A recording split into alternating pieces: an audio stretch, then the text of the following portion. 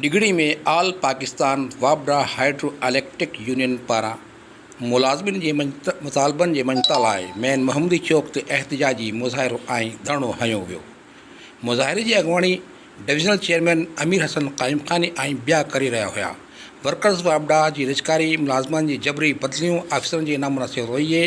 ऐं बिना जवाज़ शोकाज़ नोटिस जारी करण ख़िलाफ़ नारेबाज़ी करे रहिया हुआ।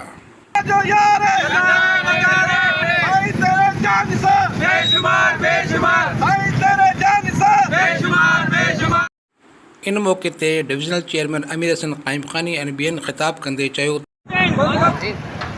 आज का ये एहतजाज पूरे पाकिस्तान में सूबाई कायदे के हुक्म पर किया जा रहा है और आज का ये एहतजाज जो लोअर स्टाफ के साथ जो ज्यादतियाँ हैं उसके हवाले से, पेंशन के हवाले से, पोस्टिंग के हवाले से, जो है मुफ्त गाड़ियाँ नहीं हमें दी गई उसके हवाले से, गाड़ियाँ हमारे पास नहीं हैं उसके हवाले से, DNP नहीं है उसके हवाले से, यानी कि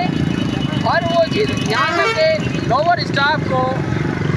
जो शोकाज और LOE दी जा रही हैं उसके हवाले से और अफसरान का जो प्रेशर है लोअर स्टाफ के ऊपर उसके हवाले से आज ये एहतजाज किया जा रहा है। Report Naseer Qureshi, Ibrat news, डिगड़ी।